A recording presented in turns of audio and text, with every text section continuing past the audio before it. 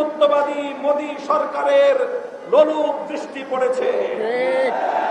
তারা এই বিতর্কিত বিল পাশ করে মুসলমানদের অধিকার হরণ করবার, মুসলমানদের সম্পত্তি লুটপাট করার, মসজিদের সম্পত্তিকে হিন্দুত্ববাদী আগ্রাসন জমাবার পায়তারা শুরু করেছে। আমরা বাংলাদেশের পক্ষ থেকে এই জাতীয় চরম সাম্প্রদায়িক উগ্রবাদী সিদ্ধান্তের এবং বিল পাশের চরম নিন্দা জ্ঞাপন করছি। ভারতের 40 কোটি মুসলমানের প্রতি আমরা পয়গাম পাঠিয়ে দিতে চাই, উগ্র হিন্দুত্ববাদী নরেন্দ্র মোদীর বিরুদ্ধে আন্দোলন সংগ্রামে তোমরা একা নও।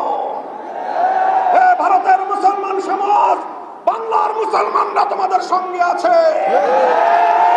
ভারত জুড়ে তোমরা নরেন্দ্র মোদীর বিরুদ্ধে দুর্বার আন্দোলন করে তোলো। ভারতের বিরুদ্ধে কূটনৈতিক, অর্থনৈতিক সব ধরনের পদক্ষেপ গ্রহণ করার জন্য আপনারা প্রস্তুতি গ্রহণ করুন। আঞ্চলিক জোটকে শক্তিশালী করুন। ভারতকে এক ঘরে করে ভারতের বিরুদ্ধে কূটনৈতিক যুদ্ধের ঘোষণা করুন।